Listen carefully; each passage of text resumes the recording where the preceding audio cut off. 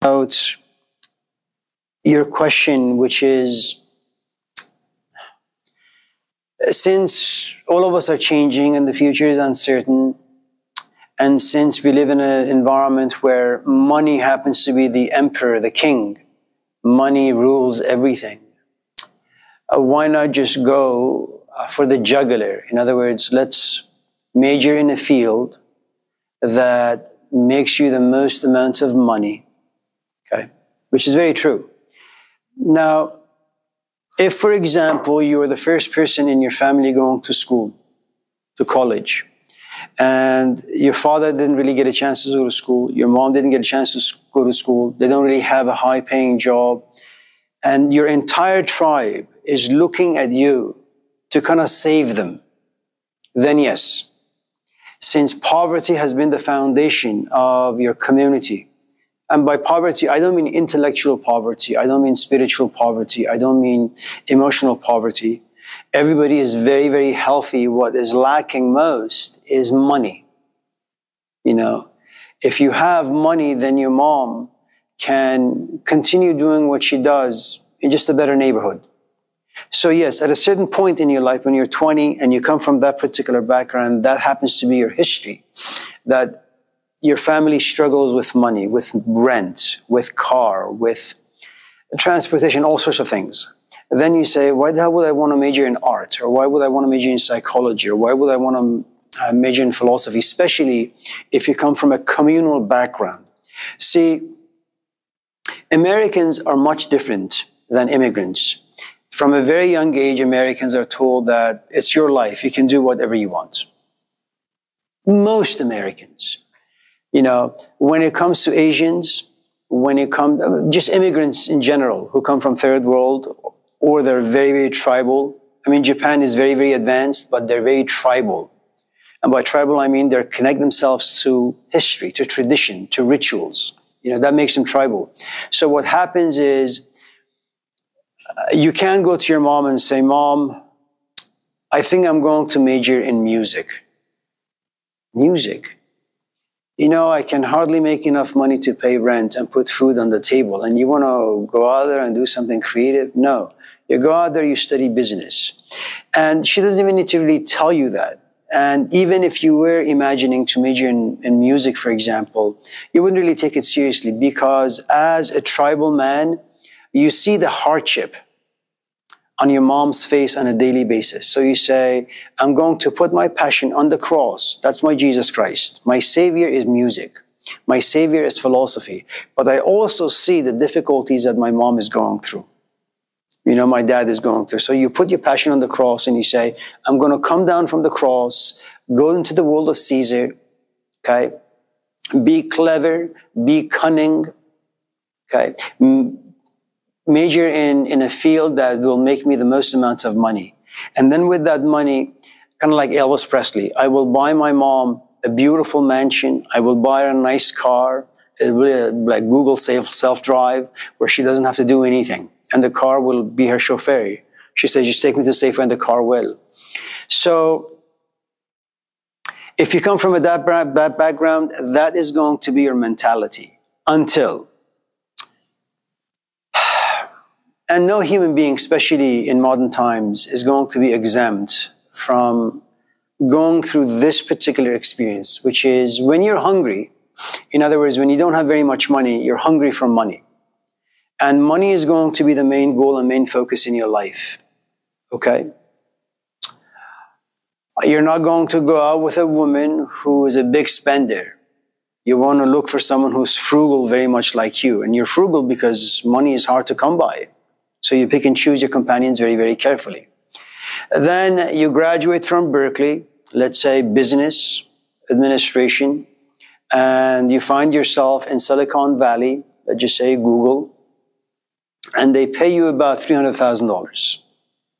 By the time you graduate, money will have less value, and so the $300,000 that they'll pay you, you know, in 5 years' time, it'll probably be worth about $100,000, because things will kind of be more expensive to buy. And now your hunger is slightly satisfied.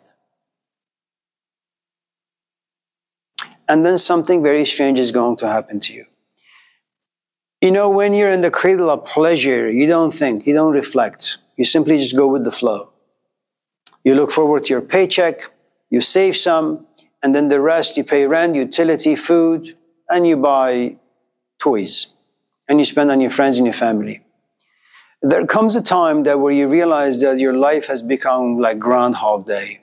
That you go to work every morning at 6, you sit in your cubicle, you punch in ridiculous numbers and information into this database, and you have no idea where it's going to go and in what ways it's going to be useful. At the end of the month, you get a paycheck for about $10,000. You live in the same place, you have the same friends, conversations are the same, movies are the same, food is the same. Nothing about you has really changed. And then you look yourself in the mirror. Now you're in a place of privilege. You're no longer hungry for money. And something strange will happen to you. You say, is this it? Am I just going to live this way for the next 40 years until I retire? Like that person in the next cubicle and that person like in the next cubicle? You're only 25 and they're like 60. You're beginning your career, they're ending it. And then for some strange reason, you look at them and you say, wow, that's going to be me in about 20 years. Do I really want to be like that? They looked sad and depressed and completely out and unhappy, miserable. And then you say, there was a point in my life where money was the purpose of my life. It was the only thing that would give me meaning, a source of happiness. It seems now, in a state of comfort and privilege, I'm no longer happy with who I am and what I have made myself to be. I want something different. And your meaning begins to shift. I mean, it's always nice if you live an unreflective life, where you simply just kind of work in this cubicle and your friends are very much like you, and every time you kind of go nuts because you begin to reflect and examine, your friend knocks on the door and say, Charles, don't think that way. Come on, let's go have some fun. And then you forget the whole thing. And then you reinsert yourself in the matrix, so to speak. Then you kind of get married, you have your kids, more distractions. And if there was a point in your life where you really sought for some existential meaning to your life, it just disappears. And then you get older, and then you retire, and then you get sick, and then you die. Hopefully you have some people who love you. Hello, Chris. How are you? It's good to see you. Beard looks good. You've lost weight? Oh. So, yeah.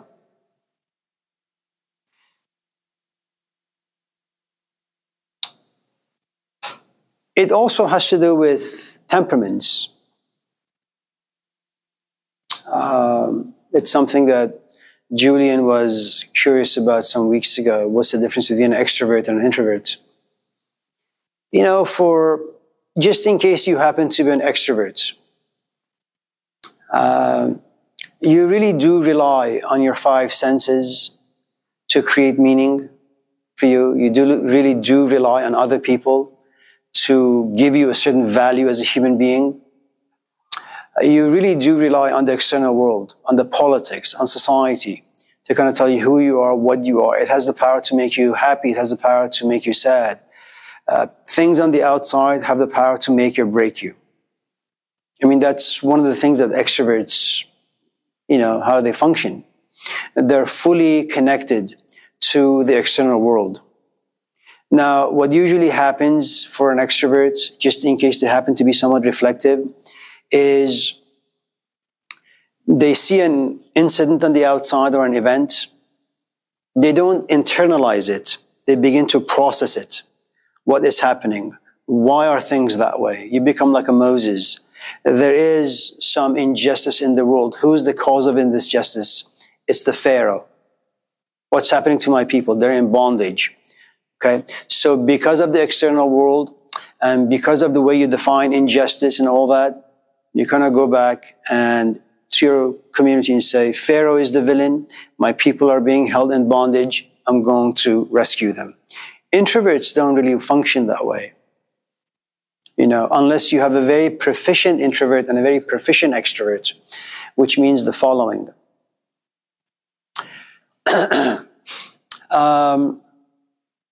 Introverts have a tendency of internalizing everything.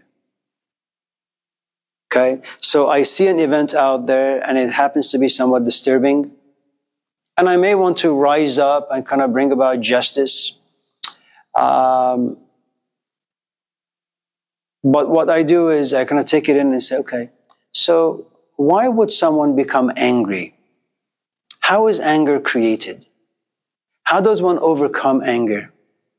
How does one overcome anger and move into a place of forgiveness, compassion, understanding? So you take an event out there, and then you take it in, and then you try to process it. You internalize the experience. Okay. If you happen to be an extrovert, majoring in business would probably work for you. It doesn't mean that you're not going to enjoy someone like Socrates, who says, examine your life, go deep within and figure out what sort of an animal you are. Okay? But for the most part, you won't take Socrates that seriously. And even if you do, you will externalize Socrates. It's kind of like what Christians did to Plato, or what Christians did to Aristotle. Even though they were way before Jesus Christ, Christians were clever and cunning enough to make Plato into a Christian saint, or Aristotle into another Christian saint. Okay? So if you happen to have the introverted temperament, doing business will be torturous. First, because as an introvert, introverts are strange because they feel a sense of estrangement. They don't belong anywhere. They have parents, yet they feel orphaned. They have money, yet they feel poor. They have a home or a house, yet they feel homeless. They're married, yet they feel, single. Everybody loves them, yet they feel unloved. They are the star or the sun at every gathering, and yet they feel empty and futile. That's what an introvert is. So introverts have a tendency of looking at the external world and saying, I'm just not very comfortable. They go to parties, they feel awkward. If you look at, for example, there's a scene, if you've seen the movie The Matrix, he's in this underground club, everybody's dancing, having a great time, but Thomas Anderson, who is an introvert, is standing in a corner. He can't mingle with anyone. He doesn't have any friends. He lives alone. His room is always dark, and he's always on his computer because he's looking for something. And what is he looking for? Morpheus. Who is Morpheus? Morpheus is the bringer of dreams. Through him, you can have dreams. And through his training, you can have your dreams come true. That's what an introvert is. They have lost something on the inside, and they have really no idea what it is.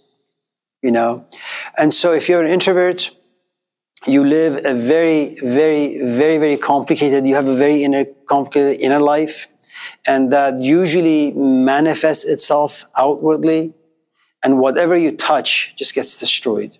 Your woman loves you, or your man loves you, and you can appreciate that, but it's just not enough. So for the introvert, nothing is ever enough. They're always struggling with life. So if you're an introvert, going to business would be very, very, very difficult, nearly impossible. Eventually there comes a point, like a rubber band, you get stretched. That's what happens to introverts. If, for example, you happen to be an introvert and you really, really want to major in music because that's where your soul is, it gets to see itself through piano, for example. But because of your mom, she says business. Your dad, business. You see food and rent and all that stuff. They require money, more stress. And by the time you're 20, you've been stretched, so much that at any time you could break, and eventually you will break. And what happens is you will rebel. Now, if you happen to have come from a relatively traditional, civilized background, your rebelliousness will have this mask of civility, like a candle On the outside, you're really good to your mom, you're really good to your dad, you're friendly, very social. On the inside, you burn. You know, one of the things that, symbols that we use in Persian about parents or teachers or God, anyone who has wisdom and experience and they want to give you that, is that they're like candle. They give you light, like a candle. But if you pay attention to the candle, as it is giving its light to you so you can see and feel, you know, the warmth, the candle loses its own life. It gets smaller and smaller and smaller. And if you pay a bit more close attention, you realize as the candle shrinks its size, it also tears. You know, it gives you, but in the course of giving things to you, it slowly begins to die and it cries. Because one of the things you need to understand about candles is that you seldom become attracted to the flame. You use the flame to see what's around you. And then you gravitate towards the things around you, never the flame. And the flame sees and feels and knows that you're exploiting it to take advantage of the things outside, never paying it attention. And then when you're done exploiting the things outside, then you simply look at the candle and just turn it off and walk away. I have no idea if this answers anything. Julian is saying, I just don't want to ask this guy any questions because he just rambles on, goes into places I was never interested. But, you know. Chris, anything? Really? Yeah. So, go out there and make money. Good for you. Julian, anything? I kind of want to go back to the question last class.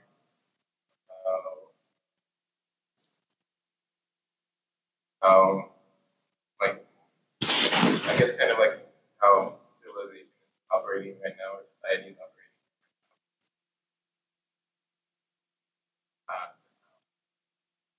It seems that we're making so many of our emotions billable, or that we're kind of a bit more primal and civilized.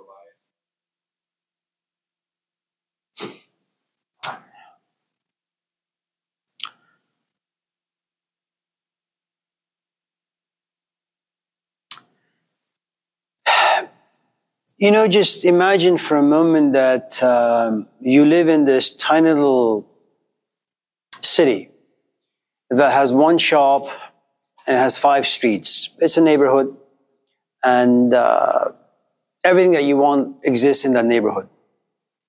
You don't really need a GPS, and you can walk to wherever you want to go. School is nearby, shops are nearby, your friends are nearby.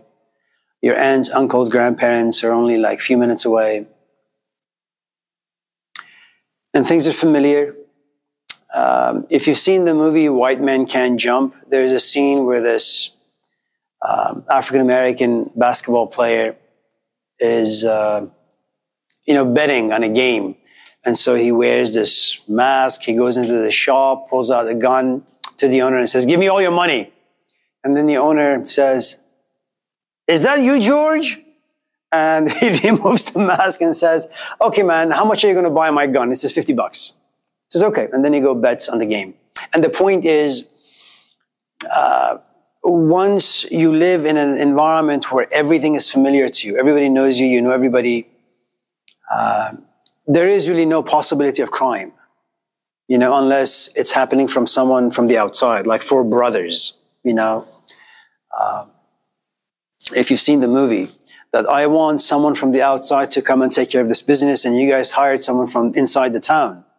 Okay? So your GPS to happiness, to purpose, to friends, to education, it's going to be very, very, very simple.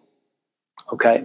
Now, if, for example, in your neighborhood, the way people interact is that men hang out with men and women hang out with women. Dating never really happens. Sex before marriage never happens, and whatever money you make goes into the family pot where everybody begins to spend money for the family. No one has the right to spend money on themselves. That becomes your ritual. That becomes your culture. And that culture has to do with your neighborhood, how your parents have raised you, how your parents have been raised by their own parents, your grandparents. Now, something strange happens. Let's say someone from New York comes to Montclair and sees this huge property and says, maybe we can invest in this, okay? And you have a very, very small town or neighborhood. One of my friends, David Long, he used to teach at Sacramento State University for about 40 years almost, philosophy. He lived in this town, Georgetown. Georgetown? Yeah, Georgetown. Population 600. When he moved in, population was about 250. Everybody went to the same school. There was one mechanic shop, one Chinese restaurant, no Starbucks, no Safeway, no Barnes and Nobles. And so imagine this company comes in and invests in your town. And your town is mostly trees, really. And people just have cut down a few trees. They made a shop here, a house there. And so they begin to create this shopping mall where it becomes the center of attention for anyone who lives within a 100-mile radius. And all of a sudden you see men and women, strangers walking into your town. They're dressed a little weird. They drive weird cars. They speak, weird language. Everything about them is so alien to you. And yet there is something about them that you find very interesting, captivating. And then the moment you go and say hello, they use a language you are not familiar with, but you enjoy the way they speak. And all of a sudden your definition of, say, happiness or pleasure begin to change. And now you go home and you're sitting and you're having food with your parents. All of a sudden you throw out this new concept. And your father is puzzled because he's never heard it. Your mom is puzzled. Your siblings haven't really heard it. And so what you do is you add a component to a tradition that never existed.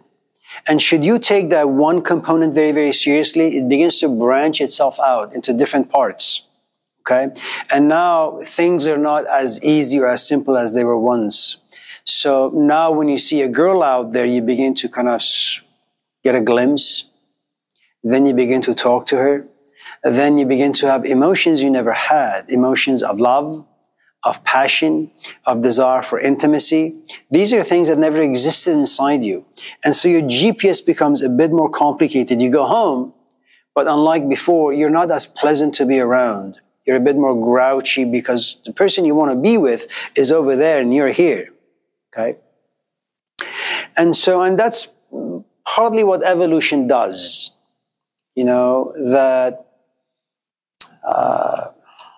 I don't know if evolution is moving towards perfection or it destroys what was once perfect and is making it imperfect. To destroy that only again to move towards perfection. I don't really know how things work. All I know is that right now, because of the complexity of the society, of politics, of diversity, of the lack of definition, the lack of meaning, loneliness, depression, confusion, you name it. You have a very, very, very complicated GPS.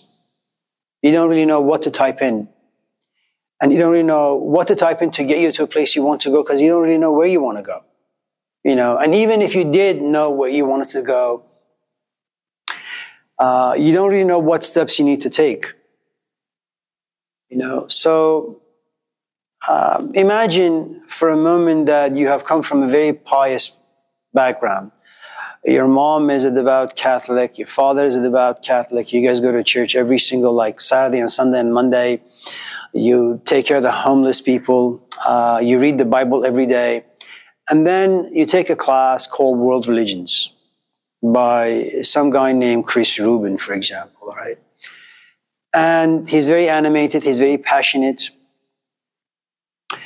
And he begins to tell you a thing or two about Buddhism, about Hinduism, about Islam, about Confucianism, Taoism. And all of a sudden, Catholicism, which was like a dam that would protect you, hold everything together, you begin to feel slight cracks in it, and then your mom says, all right, Julian, let's go to church. But there's a crack now. The desire to go to church is seeping out. It's going into oblivion.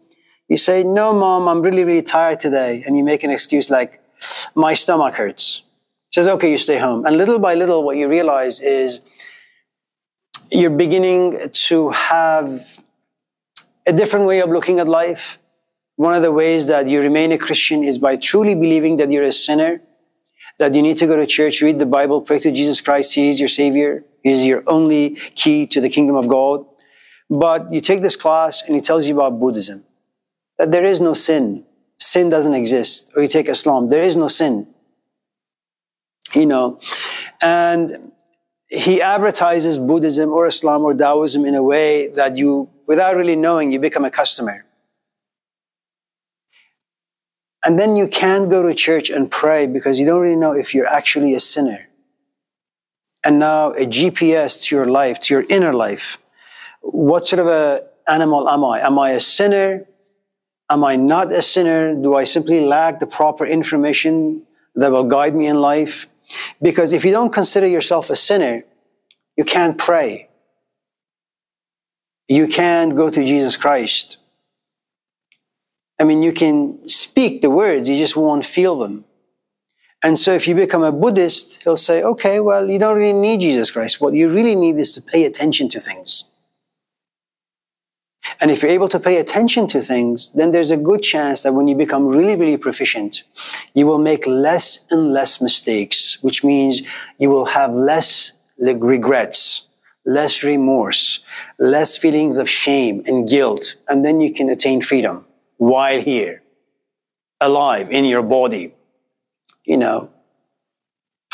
Now, the problem with taking a class and being exposed to new thoughts is that when you sit at the dinner table and when your dad is praying just before having supper, where he says, Jesus Christ, forgive us sinners.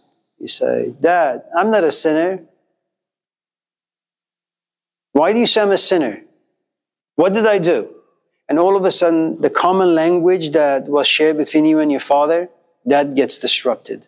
And now there is this friction between you and your father. And then your mom is in between. She loves you. She also loves your father. She takes your side. Then your father gets angry at your mom. And she says, I'm going to go out and just go for a walk, and then ends up in a bar and gets drunk after a while because of what you have done. And what you have done is because of what he has done. And so life becomes more and more and more complicated. So I'm not really quite sure which path is the best, to kind of just put blindfolders on you, just live the Amish life that you have always lived, or kind of move into the big cities, see the glitters, see the lights, the concept that New York just never sleeps. And so you go there and you realize, man, you're exhausted, but you just can't sleep. And then you go back to visit your parents who live in a tiny village in Arkansas. But you just came from New York. When I I went to Roseville last night because my niece and nephew had come. And so Kiana, she's the 20-year-old who goes to Brown doing her master's. She says, yeah, Providence, Rhode Island, it's really, really good. I don't think I want to come back to Roseville. You were born in Roseville. You were raised in Roseville. You were grown in Roseville. You lived in Roseville for about 20 years. What do you mean you don't want to come back to Roseville? It just, Rhode Island or Providence has, it's just a different feeling.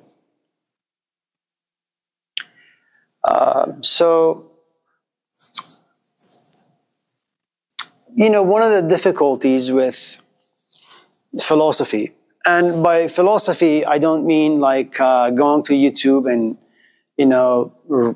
searching like what is philosophy, and some loser, Professor so-and-so comes and says, well, philosophy is love of wisdom. And then they say, so what do wise people think about?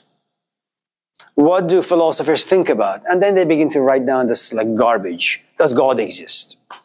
Is God really all-knowing? If God is all-knowing, what the hell is the serpent doing over there? All that nonsense that kind of just, it's like gossip. It's like philosophical gossip that takes people nowhere, really. If you were to run into a Socrates, a gadfly, who really just tears your world apart, destroys your GPS. Because without a GPS, you can't function in life. One of the reasons why some of the people dropped in this class, and they sent me an email before dropping the class saying, I don't really know what to do with your teaching style. There is no curriculum. I'm not quite sure what to expect when I come to class. You just say, ask questions, we ask questions, and then you talk about things that I've never thought about, never felt about, and so I get confused, and then I don't really know how to do the essays, okay?